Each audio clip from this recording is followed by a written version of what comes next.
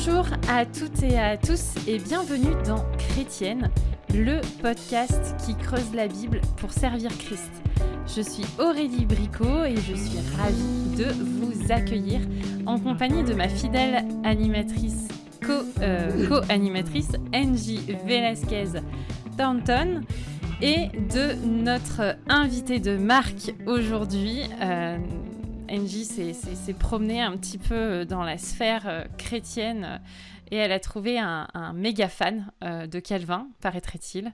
Si vous nous suivez sur YouTube, vous pourrez voir qu'il porte même une veste spéciale édition Calvin, voilà, que vous pourrez obtenir moyennant la somme de 1989 € TTC.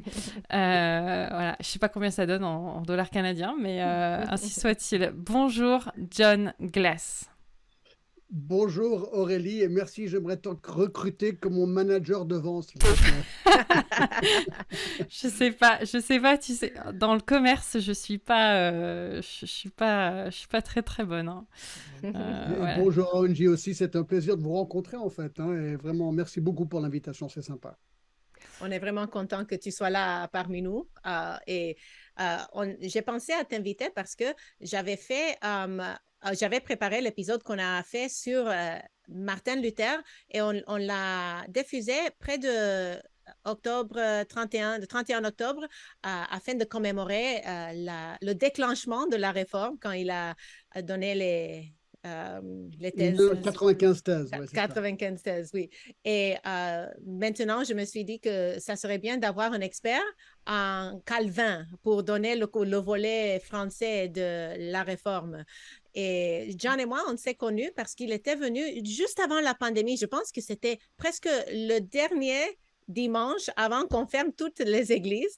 Dans cette époque-là, John est venu à Montréal pour prêcher à mon église, l'église baptiste évangélique Emmanuel.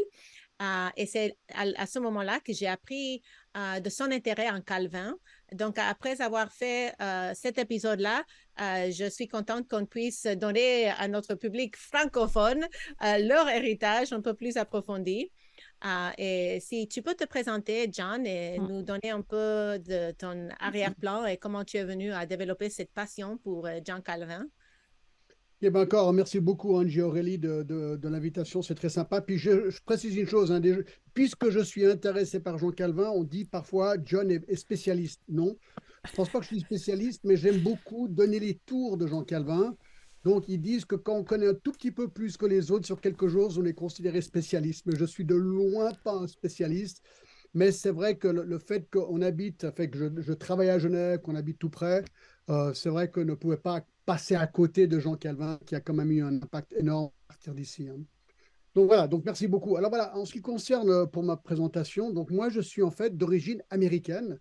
Mes deux parents sont américains et mon grand-père avait une société aux États-Unis il y a très très longtemps et ont envoyé mes parents en France pour établir cette société à Paris en 1955. Et donc moi je suis né en 1956, donc un petit peu de maths vous fera réaliser que j'ai 66 ans. Et 3 ans après ma naissance à Paris, mes parents ont déménagé à Genève. Donc moi, j'ai grandi à Genève, dans un petit village. À l'intérieur de chez nous, c'était l'Amérique. Et à l'extérieur de chez nous, c'était la Suisse. Donc on avait vraiment les deux cultures. J'ai grandi à Genève, pas chrétien, je ne connaissais pas le Seigneur. Et vers les 15 ans, mes parents m'ont envoyé dans les écoles. Donc, j'étais à une école ici en Suisse. C'était vraiment brutal. Obligatoire de skier 3 heures par jour. Ça, c'était horrible. Alors, ça, c'était une école où j'étais dans les Alpes. De là, aux États-Unis. Et je suis allé finalement à Syracuse University, au nord de New York, pas loin du Canada, en fait. Et c'est là où j'ai fait mes études universitaires, espagnol. Je voulais être trilingue avec un business degree pour faire des affaires. Je voulais être homme d'affaires comme mon père. Sauf que ma première année, c'était l'époque des hippies. D'accord, j'avais les cheveux jusqu'à là, je fumais beaucoup de hashish, j'avais une vie morale, c'était un petit peu n'importe quoi. C'était l'époque vrai hippie, quoi, un petit peu. Voilà. Et alors, après une première année assez turbulente, je dirais, j'ai décidé d'arrêter l'université pendant 1 an pour voyager. Et alors, mes parents trouvaient ça super comme idée. Et donc, je suis revenu à Genève, c'était l'été 1976. Et le 23 juin 1976, j'ai pris un sac à dos, j'ai pris toutes mes économies, je suis parti. Et j'ai fait toute l'Europe, je suis allé en Grèce, 6 semaines bronzé. De là, je suis allé en Israël et, pour travailler dans un kibbutz.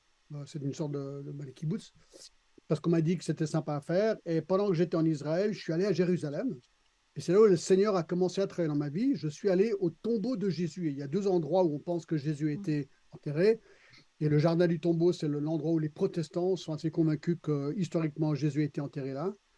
Et alors, je suis arrivé, je suis rentré à l'intérieur du tombeau de Jésus. Et là, j'ai eu des frissons, quoi.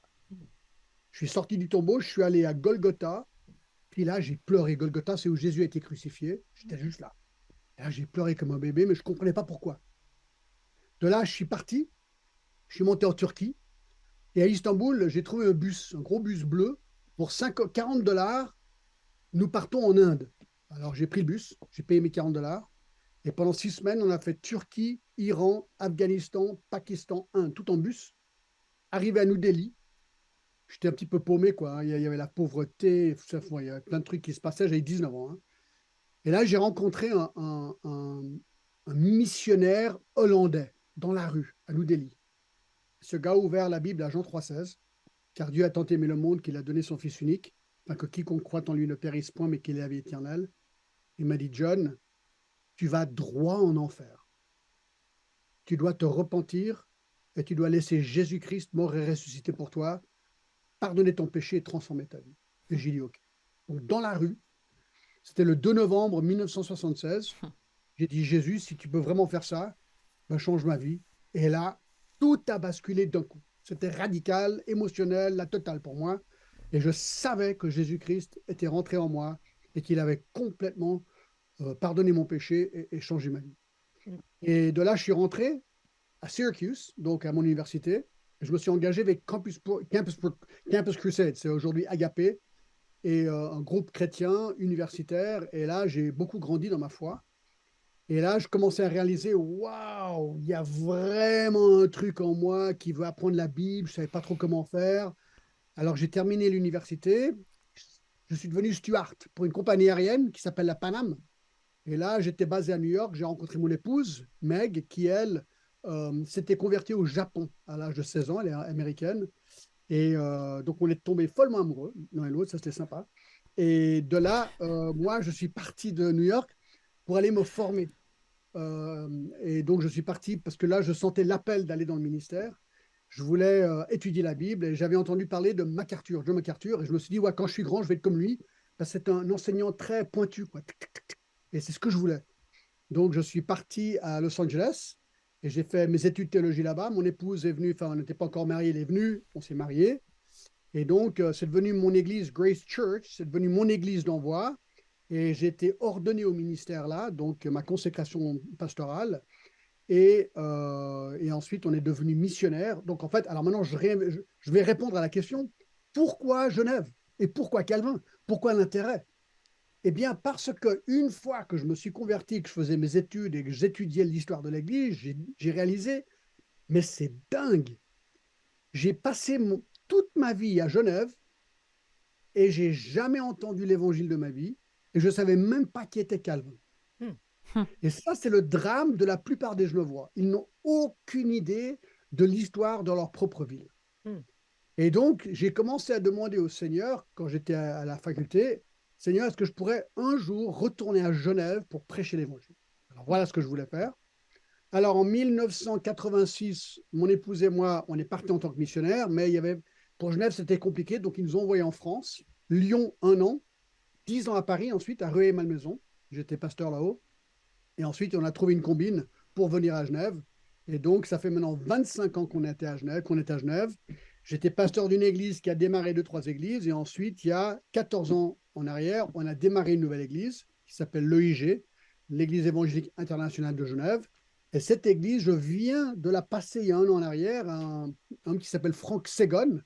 Je pense que vous connaissez peut-être. Et lui est devenu pasteur de cette église et grand ami. Et donc, alors moi, je me suis retiré de cette église il y a 1 an. Alors voilà un petit peu l'histoire de l'église. Et dernière chose, alors Calvin Tour, comment est-ce que ça s'est arrivé? Ben, une fois que j'étais à Genève, tous mes amis américains, parce que c'est surtout les anglophones qui raffolent de Calvin, me disaient, John, écoute, j'ai envie de venir à Genève, est-ce que tu peux me donner un tour de la Réforme? Alors, je gribouillais sur les cahiers de certains trucs, mais je connaissais rien sur la Réforme. Et je faisais de mon mieux. Et finalement, quand j'ai fait mon doctorat en théologie à Master's Seminary en Californie, sur la prédication textuelle suivie, expository preaching, eh bien, le temps de la thèse est arrivé. Ils m'ont dit, John, est-ce que tu pourrais faire ta thèse sur la prédication? Alors, j'ai lu plein de livres et je me suis dit, j'ai rien de nouveau à dire. Tout a été. Par contre, j'ai dit, ce qui manque à Genève, c'est un livre qui réunit tout sur Calvin qui existe à Genève. Ça manque. Alors, j'ai dit, est-ce que vous m'autoriseriez de faire ça? Alors, ils ont hésité parce que ce n'était pas vraiment dans le projet du doctorat, mais ils ont dit oui. Et alors j'ai une grosse thèse, mais alors le résultat, c'est ça. Donc ça, c'est mon livre, en fait, d'accord? C'est un condensé de ma thèse. Alors, ce qui est pas mal, c'est la seule thèse à Masters avec plein de photos dedans. Excellent. C'est pour les enfants. Hein? C'est pour les enfants. C'est pour les enfants, puis comme ça, j'écris moins. D'accord? Mais c'est vrai qu'il y a plein de photos. Et alors, c'est devenu un petit peu le projet de ma thèse, un livre qui réunit toutes les données sur tout ce qu'il y a sur Jean Calvin. Et à partir de là, ben, ça a commencé à faire boule de neige. Et finalement, puisque je devais ensuite commencer à faire payer les gens, ben, il fallait démarrer quelque chose d'officiel. Donc, on a démarré une société qui s'appelle Calvin Tour. J'ai maintenant des guides, on fait ça en plusieurs langues et ça se développe gentiment. Mais c'est vraiment un ministère où on veut utiliser le pont de Jean Calvin pour annoncer l'évangile et montrer comment le christianisme, la réforme a vraiment changé le monde. Donc voilà un petit peu, très brièvement, cette histoire. Alors voilà. Ok. Je remets mon livre à sa place. Vous avez combien de visiteurs par an qui font votre tour Alors, très bonne question. Elle n'a que 2 ans, la société. On Ok. fait zéro pub. On a un site qui s'appelle calvintour.com. Donc, il n'y a que ça et le bouche-à-oreille. Et l'année passée, on a fait 54 tours. Ok. Alors, ça, c'est avec zéro pub. Alors, j'ai un petit peu peur de faire plus de pub, parce que si on fait plus de pub, bah, il faut des guides. Moi, je ne peux pas faire que des tours, en fait. Alors voilà, c'est un petit peu, on essaie de trouver la bonne formule, mais je suis très, très enthousiasmé. On a une équipe qui aide. Et tu vas aller voir le site, il est sympa. Ouais, puis c'est passionnant, quoi. C'est vraiment, vraiment passionnant, quoi. Les gens, ils raffolent de ça. Vraiment, c'est super. Ok. Hmm. Et ben du coup, est-ce que tu pourrais peut-être nous mettre un peu l'eau à la bouche en parlant justement de Jean Calvin et pourquoi Genève? Pourquoi Jean Calvin et Genève? Mais Ouais. avant de parler de comment il est arrivé à Genève, est-ce que tu peux nous dire un peu sur son enfance? Quel était le début de sa vie et comment est-ce que cela a influencé ce qui est venu cet homme alors qu'il s'est converti? Donc, nous savons que Luther était un prêtre, n'est-ce pas? Quel était l'arrière-plan de Jean Calvin et dans quel genre de famille a-t-il grandi? Ainsi de suite. Qu'est-ce qu'il a étudié? Oui. D'accord. Alors, ça, c'est simple. Alors, Jean Calvin, alors, il y a 2, 3 récits simultanés. Mais alors, disons, Jean Calvin, il est né dans un petit village, une petite ville qui s'appelle Neuillon, au nord de Paris, avec une grande cathédrale. Donc, alors, très catholique. Il est né dans une famille catholique. Son père travaillait pour l'Église, en fait.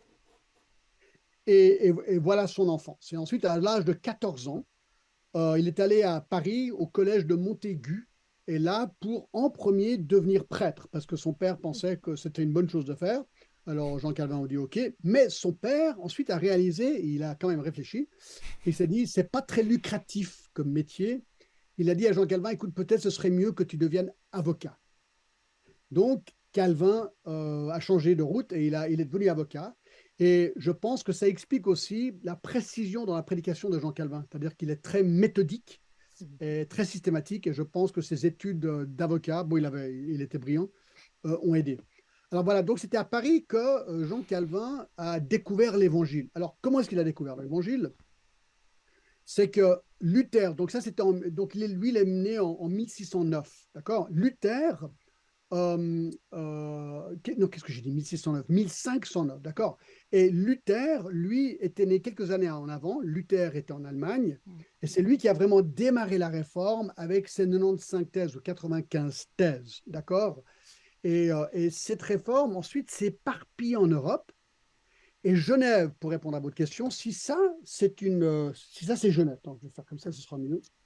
Si ça, c'est Genève, d'accord? Eh bien, non, ça, c'est la France. Excusez-moi, je suis... Pour ceux qui nous ne regardent pas sur YouTube, sachez que John est en train de sortir une feuille. Il va faire un dessin qui va se vendre, je pense, 10 000 euros facile. Facile. Donc voilà, ça, c'est la France. Ah waouh, ouais, pas mal. Et ça, c'est Genève. Ok. Et ça explique tout. Parce que la France était catholique, très catholique, et Genève était une ville indépendante, et Genève était un centre de commerce des gens en Europe. Des gens venaient de toute l'Europe, 4 fois par année, pour vendre leurs biens à Genève, pour faire des foires. Alors, quand l'évangile ou le luthérianisme est parti de l'Allemagne, eh bien, les Allemands ont amené avec eux littéralement des sacs de traités de 95, des portions de la Bible, les ont amenés à Genève et commencé à frapper aux portes pour amener l'évangile. Question. Oui, une question. Est-ce que tout était écrit en latin, qui c'était la lingua franca, comme ça, c'était pas que tout était écrit en allemand et devait être traduit au français, mais c'était vraiment que tout le monde comprenait le latin. En tout cas, ceux qui étaient alphabétisés pouvaient lire le latin et c'était comme ça que ça s'est répandu si facilement, un peu comme dans l'ère du Nouveau Testament que le grec a permis que tout le monde reçoive la même parole de Dieu. Est-ce que c'est un peu ça l'idée? Alors ça, c'est une très bonne question. Je pense que c'est vrai parce que j'ai une copie de la thèse et je crois qu'elle est en latin. Mais en fait, je pense qu'il a dû... Alors, en fait, tu me poses une question, je ne sais pas exactement. Est-ce que la thèse d'origine était en allemand ou en latin? Ça, c'est une très bonne question. Je ne crois pas avoir la réponse. Mais ce que je sais, c'est qu'une fois que ces choses sont arrivées à Genève, probablement en latin, ensuite, beaucoup de choses ont été traduites en français pour que les gens qui parlaient le français puissent le comprendre mieux. Tout à fait. D'accord? Ça, c'est juste. Alors, ce qui est intéressant, c'est que maintenant, alors là, il y a Genève, mais ensuite, il y a Calvin à Paris, et lui aussi, il est confronté par l'évangile, par les luthériens. Et c'est ou bien à Orléans ou bien à Paris qu'il se convertit à Jésus-Christ. Et à l'époque, en France, c'était interdit d'être évangélique. D'accord? Francis Ier, le roi Francis I, persécutait les chrétiens en France. Et donc, une fois que Calvin, on a découvert qu'il était évangélique, c'était interdit d'être évangélique, eh bien, il a dû fuir et il a fui à Bâle. Alors, je ne sais pas si vous avez encore des questions, je continue et puis vous m'arrêtez, d'accord, vous posez des questions. Donc, il part à Bâle. À Bâle, c'était une ville indépendante déjà protestante. Elle avait déjà, c'était déjà donné à Christ. Et à Bâle, il voit que maintenant, les Huguenots, c'était le nom qu'on donnait aux évangéliques français à l'époque. Et ses amis, beaucoup de ses amis étaient persécutés et certains ont été tués pour leur foi. Donc, Calvin va à Bâle, il est relativement nouveau chrétien, et il décide d'écrire un livre pour expliquer ce qu'est le christianisme. Et envoyer ce livre au roi. Et donc, François Ier reçoit ce livre. Le livre s'appelle L'Institution chrétienne. C'est un best-seller, d'accord? Donc, il écrit ça, il écrit la préface à François, lui envoie, lui dit, écoute, monsieur le roi, les évangéliques sont des gens très bien, vous persécutez les mauvais gens, vous vous trompez, ben, ça n'a pas du tout marché. Et la persécution a continué. Et alors, ce qui s'est passé, c'est qu'il y a un autre gars, un Français, qui s'appelle Guillaume Farel. Guillaume Farel, c'était un grand évangéliste français. Il était à Genève. Et lui, alors, ce qui se passait à l'époque, il allait dans une ville, il y avait des débats entre les protestants et les catholiques. Ensuite, il y avait un vote. Et les gens disaient, on vote et on devient protestant ou on rejette le protestantisme. C'est ce qu'ils voulaient faire à Genève. Mais Genève, ça résistait. C'était très compliqué à Genève, très catholique. 10 000 personnes, dont 1000, 10% étaient moines et nonnes à Genève. Très, très catholique, d'accord? 10%. Et alors, Farel, par contre, alors, avec tous ces gens qui amènent l'évangile à Genève, des hommes d'affaires, toutes sortes de personnes, finalement, le 21 mai 1536, la ville décide d'adopter la réforme, d'accord? Et juste 3 mois plus tard, Farel, ayant lu l'Institution chrétienne de Calvin, se dit, Calvin, c'est l'homme pour nous. Alors, une petite histoire, et ensuite, on peut parler d'autre chose, si vous voulez. Mais alors, un jour, Calvin passe à Genève, et Farel sait qu'il est à Genève, il venait de lire son livre, donc il va voir Calvin à son hôtel et lui dit, Jean Calvin, il le menace. Hein. Il y a une lithographie assez sympa où on voit Calvin dans sa chaise et Farel au-dessus de Calvin en train de pointer dessus et lui dit, Calvin, si tu ne reconnais pas le don de Dieu de l'appel de Dieu de venir à Genève et mener la réforme, que Dieu maudisse toutes tes études. Et Calvin a dit c'était comme si Dieu lui parlait. Il est resté 25 ans à Genève et il a transformé le monde. Donc voilà la petite histoire sur comment Calvin est arrivé à Genève. Wow. C'est fascinant et c'est drôle qu'à cette époque, on puisse parler à quelqu'un comme ça parce que ça ne se fait pas. À notre époque, ce n'est pas la façon d'encourager quelqu'un au ministère, mais Dieu merci, ça a marché pour Calvin. Mais quand on a fait l'épisode sur Martin Luther, on a aussi parlé des pré-réformateurs. Et ils n'ont pas déclenché la réforme parce qu'ils ont été tués avant leur temps, que ce soit Huss ou Wycliffe ou d'autres.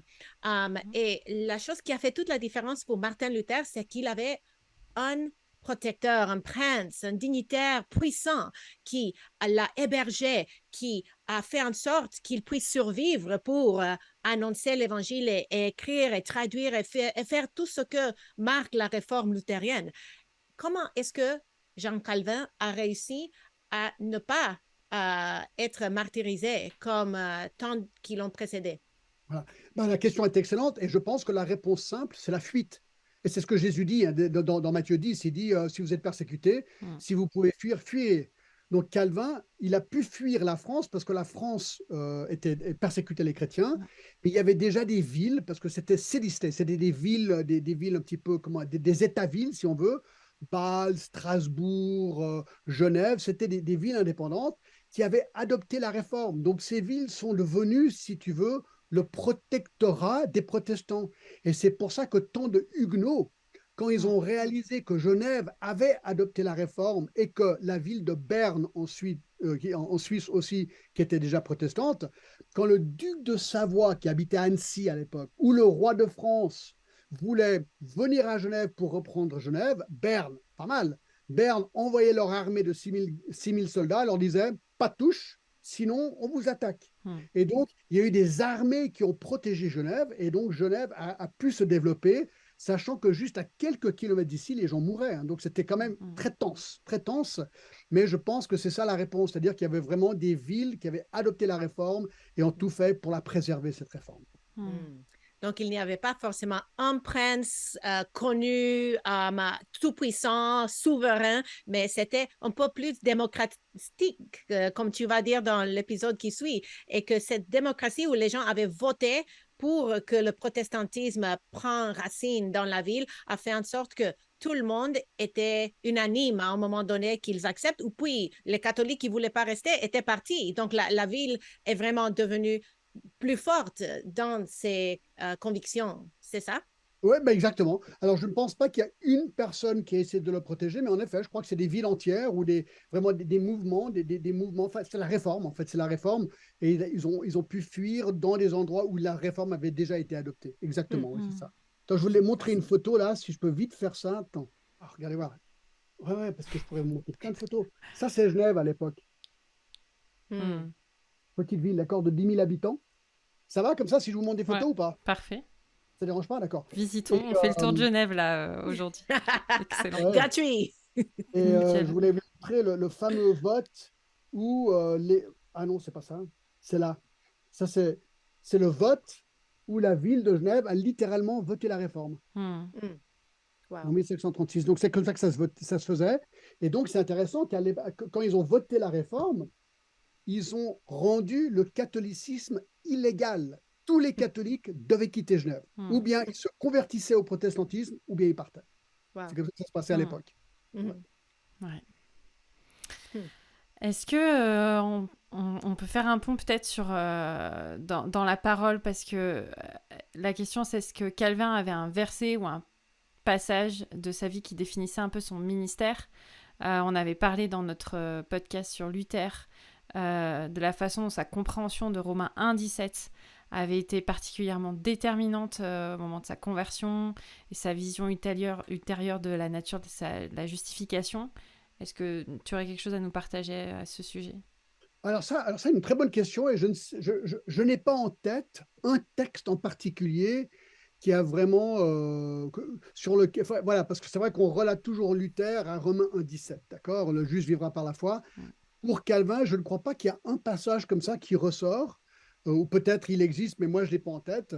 Par contre, c'est un homme, alors, si on veut parler un petit peu de sa prédication, on verra que c'est un homme vraiment de la parole de Dieu. Sa prédication, c'était quelque chose d'extraordinaire. Et je pense que c'est ça qui a créé la réforme. Mais j'arrive pas à me souvenir d'un texte en particulier. Alors, ouais, ça je peux pas. Mais par exemple, on peut parler un tout petit peu de la prédication parce que c'est quand même vachement intéressant. Euh, attends, je cherche vite un petit peu le 2 secondes, d'accord? Parce que à mon âge, je ne me rappelle pas de tout, d'accord? Donc, puis, en plus, je suis dans la mauvaise langue parce que là, j'ai sorti mon livre en anglais et là, on est en train de parler de français, si je ne me trompe pas. Ah Non, mince. C'est mélangeant pour les polyglottes. ouais. Et là, tout d'un coup, j'ai un petit couac avec mon Moi, je iPad. connais pas ce genre de problématique. Est-ce que tu as, comme parenthèse, pendant que tu cherches, je te demande une question banale. Est-ce que tu as appris l'espagnol en fin de compte? Yo hablo un poco español, pero no lo practico mucho. Oui, j'ai un petit peu Ok. l'espagnol. Je ne le pratique pas autant que j'aimerais parce que, ben, ma foi, ben, j'ai très chaud aussi. Alors, je vais enlever ça, ça ne vous dérange pas. J'enlève la pub, hein, Tu as d'accord? fait la pub, c'est fini. Bon, ben, je n'arrive pas à le trouver. Alors, je vais le trouver ici dans mon livre. C'est intéressant. Regardez. Parce que la prédication de Calvin, je vais répondre à ta question comme ceci, d'accord, Aurélie? Fais-toi Euh, plaisir. Théodore de Bèze était un collaborateur, un proche collaborateur de Calvin, et voici ce qu'il dit par rapport à la prédication de Jean Calvin. Je cite: en plus de prêcher quotidiennement de semaine en semaine, d'habitude et aussi souvent qu'il pouvait, il prêchait 2 fois chaque dimanche, il donnait des cours de théologie 3 fois par semaine, il faisait des remontrances au consistoire et livrait comme c'était une leçon entière chaque vendredi à la conférence sur les Écritures que nous appelons une congrégation. Il a suivi de si près son programme sans interruption jusqu'à sa mort, qu'il n'a jamais échoué une seule fois, excepté durant sa maladie. Ça veut dire que moi, j'ai fait un petit calcul, il prêchait entre 10 et 15 fois par semaine. C'est dingue. Donc ça, c'est quand même énorme, enseignement, prédication et tout ça. Et alors, ce qui est intéressant, c'est qu'il prêchait de mémoire, il n'avait pas de notes. Et il prêchait directement du hébreu dans l'Ancien Testament, directement du grec dans le Nouveau Testament. D'accord? Et alors, ce qui était révolutionnaire par rapport à la prédication de Calvin, et c'est là que je réponds un petit peu à ta question, c'est qu'il s'est dit, voilà, la Bible, elle est quand même vachement logique. C'est-à-dire, le livre de la Genèse, c'est le début, création de l'homme, création du monde et tout ça. Et à la fin, bah, c'est la fin du monde. Le monde brûle. Jésus revient, le monde brûle. Donc il a dit, il y a une logique. Et chacun des 66 livres est logique aussi. Il y a un début et une fin. Donc pourquoi est-ce que je prêcherais thématiquement? Non, ce qu'il faut faire, c'est le prêcher systématiquement. Et ça, c'était une grande révolution. Donc lui, il prenait un livre de la Bible, il ouvrait au chapitre 1, il commençait verset 1, il prenait une péricope, donc une sorte de paragraphe, il prêchait. Ensuite, le lendemain, la suite, le lendemain, la suite, le lendemain, la suite, et il traversait les livres de la Bible comme ça. Alors, ce qui est incroyable, c'est de réaliser combien de messages il prêchait dans chacun de ses livres. Par exemple, dans Ézéchiel, je ne sais pas si vous avez déjà entendu, tout le livre d'Ézéchiel prêché. Lui, 174 messages dans Ézéchiel. Job, 159 sermons. Deutéronome, 200. Mais celui qui, moi, m'a toujours le plus époustouflé, c'est Ésaïe. 353 messages. Et moi, je réponds. Excuse-moi, vas-y. Non, j'allais demander, s'il prêchait tous les jours, ça ne prenait pas 10 ans. Tandis que quand un pasteur, dans notre contexte, prêche de façon hebdomadaire et son peuple ne reçoit que ce livre-là, tandis que si Jean Calvin prêchait tous les jours, il pouvait finir Ésaïe dans un an. Exactement. Et ça, c'était l'avantage qu'ils avaient. Alors, ils étaient malins, parce qu'en fait, c'était obligé d'aller à l'église avant de pouvoir ouvrir ton commerce le matin. Wow. Donc, il y avait le culte, l'hiver, c'était à 8 heures, l'été, c'était à 7 heures, tu allais au culte, et ensuite, tu pouvais aller travailler. Donc, ben voilà, ils profitaient à fond, hein, et ils prêchaient, ils prêchaient, ils prêchaient. Et moi, je me dis, c'est quoi la clé de la réforme? Ben, c'est ce genre de prédication. Tu mets tant de paroles dans les gens, ben, ça va avoir un effet. C'est sûr que ça va avoir un effet. Et je pense qu'aujourd'hui, maintenant, si on prend le contraire, l'effet négatif du peu de prédication qu'on a aujourd'hui, ben, on le voit aussi dans nos églises qui sont très faibles. Mais bon, ça, c'est une autre question. Alors voilà, voilà un petit peu, c'est une partie qui me passionne vis-à-vis de Jean Calvin. Et là, une photo assez marrante de Jean Calvin en train de prêcher, je ne sais pas si vous voyez là. Oui. Alors Oui. c'est sympa de voir cet homme prêcher dans cette cathédrale et la chair est encore là, on peut la voir, c'est intéressant. Alors voilà. C'est sûr que tu as pris des photos de beaucoup de touristes derrière cette chaire-là. Ouais, alors c'est vrai qu'il y a, ouais, c'est un endroit, beaucoup de photos ont été prises là, en effet, juste. Ouais. Pour ceux qui nous écoutent, celles qui nous écoutent, qui auraient des questions de la vie personnelle de Jean Calvin, est-ce que tu pourrais nous dire un peu plus par rapport à son mariage, de sa famille, de sa femme? Est-ce qu'elle était impliquée dans son ministère? Je pense à Katharina Van Bora, l'épouse de Martin Luther, et la façon dont elle a contribué au succès de Martin Luther en gérant l'auberge et la ferme, et comment elle partageait et tout le travail qu'il faisait quand il accueillait les pasteurs en formation et même ceux qui étaient persécutés, même les veuves des martyrs de la foi, si je ne me trompe pas. Et sa maison est devenue une centre de formation et la contribution de Katharina Van Bora a été centrale à cela. Est-ce que tu connais une réponse à cette question par rapport à la femme de Jean Oui. Calvin? Alors, qu'est-ce qui s'est passé? Donc, Jean Calvin est venu ici en 1536 et pendant 2 ans, il était pasteur ici. Mais, et je vais répondre à ta question, mais Jean Calvin il croyait dans la discipline d'Église et il a essayé de remettre de l'ordre dans une Genève très laxiste. Et alors, il est devenu impopulaire. Et après 2 ans, il a été viré, il a été chassé de Genève. On lui a dit, écoute, maintenant, Calvin, on est fatigué de toi. Donc, il est parti. Il est allé à Strasbourg. Et à Strasbourg, c'est là où il a rencontré sa femme, Idélette de Bure. Donc, elle était veuve, elle était chrétienne, bien sûr, et lui, il est devenu le pasteur des Huguenots français qui avaient fui et qui se retrouvaient à Strasbourg. Et il a dit que c'était les meilleures années de sa vie. Ils étaient follement amoureux l'un et l'autre. Ils ont eu un enfant qui est décédé dans sa jeunesse. Elle avait 2 enfants du précédent mariage, mais duquel elle est devenue veuve. Et ensuite, ils sont revenus à Genève. Alors, donc, 3 ans plus tard, Genève a réalisé son erreur et ils ont rappelé Calvin pour lui dire est-ce que tu pourrais revenir? Donc, il est revenu avec Idélette. Et Idélette est venue. Et puis, je crois qu'elle est décédée 7 ans plus tard. Elle est tombée malade, elle est décédée. Et ça a vraiment brisé le cœur de Jean Calvin. Alors maintenant, le ministère d'Idélette spécifiquement, j'ai aucune information par rapport à ça.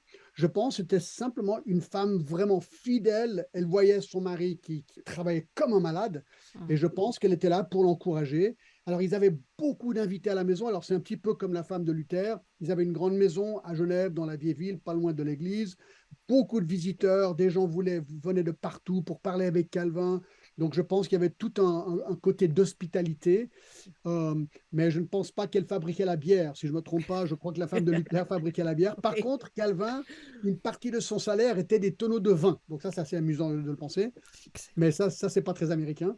Non, mais c'est très français. C'est très français. C'est français, hein. Et voilà, donc je pense que c'est une femme très discrète et j'ai l'impression que j'ai besoin de plus étudier sa biographie à Idélette. Mais elle était discrète, mais une grande aide à Jean Calvin. Et quelque part, j'ai une lettre qu'il a écrite après son décès qui fait pleurer, quoi. Tellement il a aimé sa femme et tellement c'était dur pour lui de la perdre. Mais bon, il a compris ça comme aussi Dieu est souverain sur la vie et sur la mort. Et ensuite, il s'est donné à son travail. Et certains pensent il s'est donné encore plus à son travail, qu'il lui a affaibli sa santé un petit peu pour compenser cette perte. Et ça, c'est ce que les historiens débattent encore aujourd'hui. Qu'est-ce qui a vraiment provoqué toutes ces maladies? Peut-être son travail, mais voilà, il a toujours dit que ces 3 années à Strasbourg avec Idélette, c'était les meilleures années de sa vie. Ouais. J'ai aussi lu et entendu qu'il y avait certaines femmes dans la cour royale.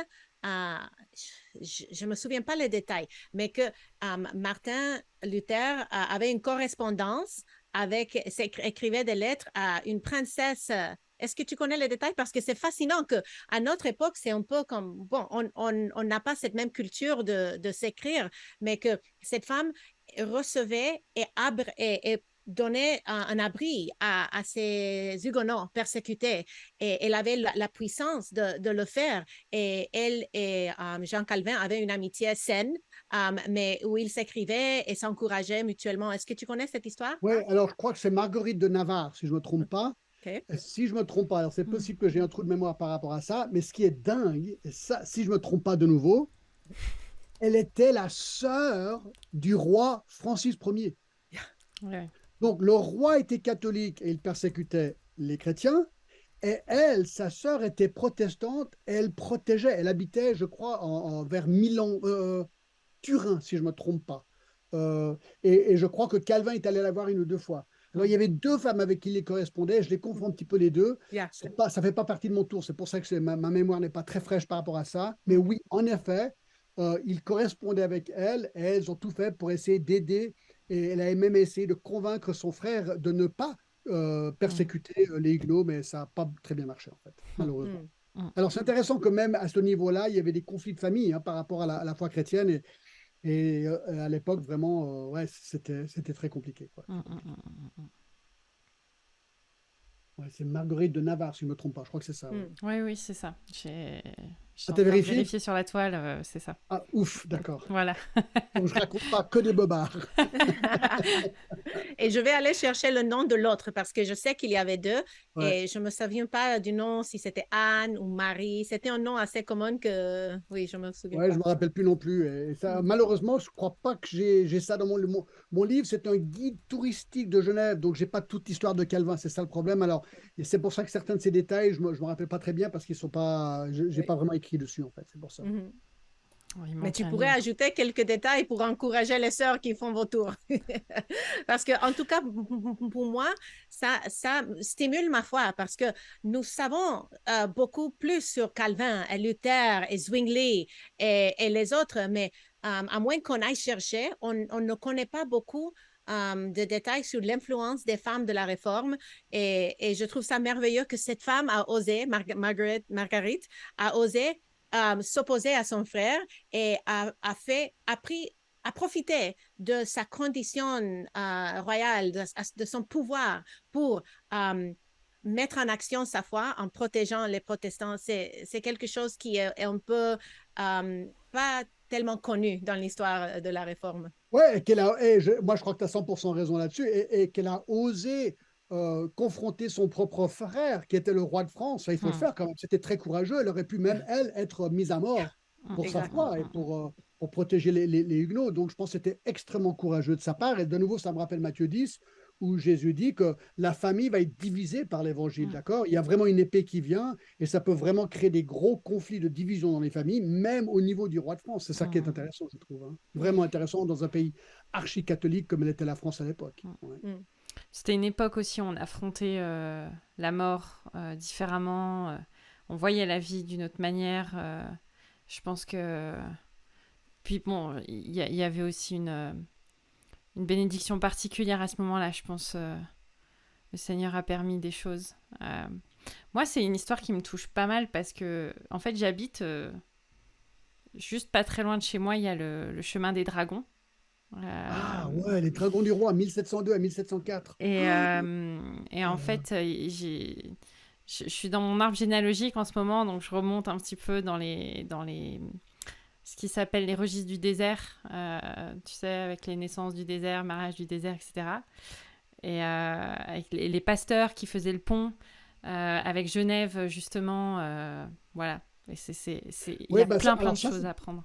Ça, c'était une période, enfin, la période du désert, elle est quand même après Calvin, mais c'était à l'époque de Louis XIV.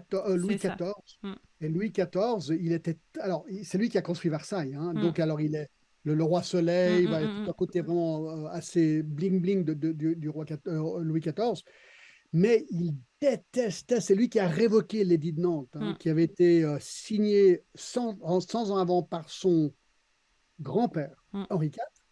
Et Louis XIV, il avait cette armée qui s'appelait les Dragons du Roi. Et leur seul but, c'était d'aller justement dans ta région, le désert, et de débusquer les protestants et de les faire, comment on appelle ça, renier leur foi. C'est quoi le mot que je cherche Apostasier? Comment? Apostasier? Non, Non. quand tu reviens, tu étais catholique, tu es devenu protestant et tu redeviens catholique. C'est quoi le mot que je cherche? Bref, mais ils avaient tous les moyens autorisés Mm. pour faire que les gens reviennent au catholicisme. Torture, viol, les brûlaient. C'est horrible, horrible, horrible. Mm. Ça, c'est une terrible Mm. période. Et le musée du désert, tu es loin du musée du désert, Aurélie? Plutôt, Ouais. Mais ça, c'est plutôt. un musée. Moi, j'ai pleuré tout à travers ce musée. Mm. C'est incroyable. Mm, mm, mm, mm. Ouais, nous, on ne réalise pas aujourd'hui les persécutions que nos pères ont vécues, quoi, en fait. Non.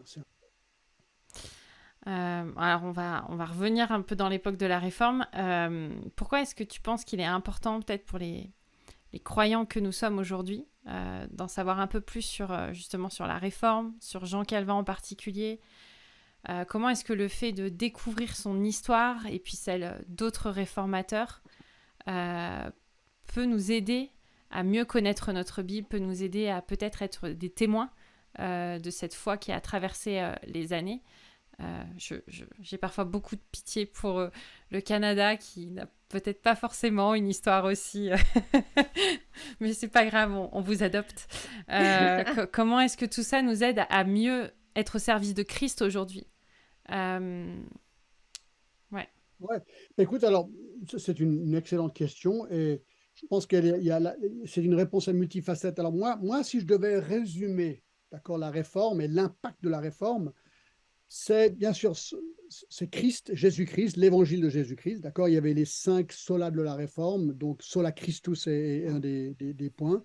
L'autre, c'est sola scriptura. Sola scriptura, c'est vraiment la parole de Dieu. Et ce que je vois, moi, c'est une prédication solide, profonde, régulière à un peuple qui écoute tous les jours, a un impact énorme. D'accord. Et le résultat, moi j'ai un ami qui a écrit un petit livre vraiment, vraiment super. Ce livre s'appelle The Legacy of John Calvin, His Influence on the Modern World. C'est comment dire, l'héritage de Jean Calvin et son impact sur le monde moderne. Et lui donne 10 choses qui ont été impactées, 10 choses dans le monde aujourd'hui qui ont été impactées par la réforme de Jean Calvin. Ça pour répondre à ta question. Comment est-ce que ça va m'encourager? Je vous en donne quelques-uns, d'accord? Le premier, c'est intéressant. Si vous venez à Genève, il y a le mur des réformateurs. C'est un monument à la réforme. Et la première date à gauche, c'est 1536, le 21 mai, lorsque le vote a eu lieu et la réforme a été adoptée. Juste en dessous, en français, c'est marqué « En ce jour, dans les registres de Genève, l'instruction publique obligatoire a été décrétée. Genève est la première ville au monde où l'éducation a été décrétée obligatoire pour tout le monde. Alors tout le monde dit oui, mais Charlemagne. Alors Charlemagne, c'est vrai, l'éducation était importante, mais elle n'était pas obligatoire pour tout le monde. Et alors ils étaient malins, Genève. Ils ont dit tout le monde va à l'école et un des textes, c'est la Bible. Alors voilà, donc depuis un très jeune âge, eh bien, tout le monde a été éduqué, ils ont appris à lire, à écrire, et ils pouvaient maintenant consulter la parole de Dieu pour eux-mêmes, puisqu'ils savaient lire et écrire, et pouvoir comprendre, tiens, quelle est l'erreur de l'Église catholique et de ce qu'on m'enseigne. Et alors, tout le monde lui dira aujourd'hui, déjà ça, l'éducation, comme on dit en anglais, c'est un game changer. L'éducation a changé le monde, en fait. Et c'est intéressant que Genève, c'est la première ville au monde, grâce à la réforme, où cela a été décrété obligatoire. Donc ça, c'est le numéro 1 sur 10. D'accord? J'en donne un autre. Le soin des pauvres. Alors c'est intéressant. Genève avait 10 000 personnes. Une fois que Calvin était là, les réformateurs étaient là, les Huguenots s'est réparpillés en France de dire, waouh, si j'arrive à arriver à Genève, je serai libre. Donc c'était l'exode en France. Il y a eu tellement de gens qui ont quitté la France. Boss, dans son livre sur l'histoire des protestants de France, dit que la France a perdu son âme. Parce que tous ces Huguenots qui étaient des travailleurs, qui étaient des gens qui aimaient à fond le Seigneur, qui étaient motivés, ont quitté la France. Et Genève a doublé sa population en moins de 10 ans. Alors, tu as une petite ville de 10 000 habitants avec les murs tout autour. La seule manière d'agrandir la ville, c'est de construire. Donc, ils construisaient des étages pour rajouter les gens. Alors, le problème, c'est que beaucoup de ces gens devaient tout quitter et ils arrivaient fauchés, des pauvres. Donc, ils ont créé ce qu'on appelle la bourse française. Ça, c'est Calvin, l'idée. D'accord? Donc, déjà, ces messages, ces sermons qui étaient réécrits, on les imprimait et on les louait. Et avec l'argent, on aidait les pauvres. Et cette bourse française, qui était financée par beaucoup de moyens, eh bien, les pauvres qui arrivaient, on les aidait. On les mettait à l'hôpital, on leur donnait ce qu'il fallait, on les mettait au travail. Mais il y avait tout un système pour aider les pauvres. Et beaucoup de systèmes de nos villes, les systèmes sociaux dans nos villes aujourd'hui où on aide les pauvres, beaucoup disent que l'influence a commencé à Genève parce que c'était vraiment une des premières villes au monde qui a mis en place de manière systématique une manière d'aider ceux qui étaient vraiment pauvres. Alors attention, la Bible dit que ceux qui ne veulent pas travailler, qui ne mangent pas non plus. Les paresseux étaient expulsés de Genève. Donc, ou bien on était travailleurs, ou bien on était malade, pauvre, alors on vous aidait, mais si tu étais paresseux et profiteur, au revoir. Ça, c'est intéressant, je trouve, quand même. Hein. Ouais. Je me demande si on devrait réappliquer ça dans nos villes, ça changerait peut-être des choses. Alors, il y a d'autres trucs, hein. Je vais juste vous les titres parce qu'on pourrait pas parler des heures, mais ils disent l'éthique protestante du travail, on en parlera tout à l'heure, je pense, si je ne me trompe pas. La liberté de l'Église de s'autodiriger, plus de pape, plus de clergé, c'était maintenant, chaque Église devenait indépendante, ça c'était vraiment radical et nouveau. L'équilibre des pouvoirs, ça c'est un petit peu tout le domaine de la démocratie. Je ne sais pas si on peut en reparler tout à l'heure si vous voulez, mais ça c'est intéressant que les rois ne pouvaient plus avoir toute autorité. Si vous voulez tuer des chrétiens, non, maintenant ils devaient être contrôlés dans leur pouvoir. La démocratie électorale, la Suisse aujourd'hui à ce jour est un des pays les plus démocratiques du monde, d'accord? La dignité du travail ordinaire, alors ça c'est toute une question aussi, l'Église catholique, comment elle percevait le travail, la pauvreté, la richesse, comparée avec l'Église protestante. Le capitalisme du marché libre, alors attends, je sais que le mot capitalisme est un mot qui n'est pas très populaire aujourd'hui, peut-être dans certains de nos pays francophones, et pourtant Genève est devenue une ville capitaliste à fond, quoi, tu vois, mais on est dans les pauvres, alors il y a tout un élément aujourd'hui qui manque, mais ça on peut en parler aussi. Aussi, l'adoration dans le langage populaire, tout est mis en français pour que les gens puissent comprendre. Maintenant, le culte, ça c'est quand même radical comme idée. Plus le latin, mais vraiment le français. Et aussi, bien sûr, il a compris la compréhension du pouvoir des médias avec la presse. Et bien maintenant, il pouvait, comme un petit peu Internet aujourd'hui, répandre l'évangile par ses écrits autour du monde. Alors, j'ai été très vite, mais tout ça pour dire, moi, ça m'encourage. Quand je vois cette liste, je dis, waouh, l'évangile a vraiment impacté le monde et 500 ans plus tard, on le voit encore aujourd'hui. Et ça, dans ma voie personnelle, je me dis, John, tiens-toi proche de la parole de Dieu, parce que ça aussi, ça peut vraiment transformer ta vie dans tous ces domaines et encore bien plus. Alors, je ne sais pas si j'ai répondu à ta question, mais c'est comme ça que j'avais envie de répondre. Eh ben, c'était super. C'est inspirant en tout cas. C'est inspirant. Donc, on va clôturer cette première conversation sur Jean Calvin. Si en tout cas ça vous a donné l'eau à la bouche et que vous vous dites quand même on irait bien faire un petit tour, donc vous pouvez aller faire un tour, c'est le cas de le dire, sur calvintour.com. Et là vous avez un descriptif des tours qui sont possibles si vous voulez creuser un petit peu plus l'histoire de Jean Calvin. Merci beaucoup. C'est passionnant de t'écouter. Voilà, moi j'ai hâte Peut-être je pourrais rajouter juste un petit détail. Vas-y. Alors, c'est vrai que là, je suis en train de parler, on a l'impression que tout ce que Calvin a fait était parfait, c'était le top du top, il n'y a eu aucun problème. C'est pas vrai. Calvin était imparfait, certainement. Et même juste avant de mourir, il a demandé pardon pour tous ses péchés, pour tout. Parfois, il s'emportait, il était frustré par des tas de trucs. Il y a eu beaucoup de conflits à Genève aussi. Et il y a eu toute l'affaire Servet. Michel Servet, c'était un antitrinitaire, donc qui a nié que Jésus était Dieu. Il a été brûlé à Genève et l'histoire blâme Calvin. Alors, j'ai tout un petit chapitre là-dessus dans mon livre. Moi, je pense qu'il est malheureusement accusé faussement parce que ce n'est pas lui qui a pris la décision, c'est la ville de Genève. Mais tout ça pour dire qu'il y a des petites controverses autour de la vie de Jean Calvin. Là, dans le temps qu'on a, j'étais très positif parce que moi, je suis un gars assez positif et je vois le positif. Mais certains vous diront, et ça je l'ai entendu, si Calvin n'était pas venu à Genève, Genève serait plus belle que Florence. Parce que beaucoup de ce qui a fait la beauté des églises catholiques a été enlevé. Donc aujourd'hui, on a une église grise, moche, un petit peu... Voilà. Mais alors voilà, donc tout ça pour équilibrer un tout petit peu. J'apprécie ce que tu dis et je ne suis pas entrée dans les détails non plus sur l'épisode de Martin Luther, mais on aurait pu parler de ce qu'il a fait contre les paysans, son antisémitisme qui était tellement affreux qu'il a contribué à l'Holocauste pendant la Deuxième Guerre mondiale dans le contexte nazi. Donc, j'apprécie que tu le mentionnes parce que même nos héros ont des pieds d'argile et nous ne devons pas cacher ces réalités parce que ça nuit à notre crédibilité si nous essayons d'enterrer ces choses-là. Ouais, je pense que c'est juste. Il faut réaliser que on est tous, on a tous nos défauts parce qu'on est nés pécheurs et jusqu'à notre glorification, ça nous colle à la peau, comme ils disent. Si ce podcast vous a plu, vous pouvez le commenter, n'hésitez pas à le partager à tous ceux qui vous semblent intéressés par l'histoire et puis par Jean Calvin. On vous redit que vous pouvez nous écrire à chrétienne@toutpoursagloire.com.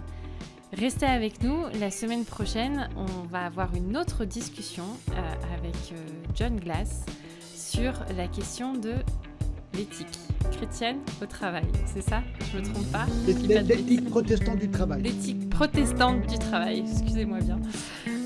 Donc restez avec nous et on vous donne rendez-vous la semaine prochaine. À bientôt!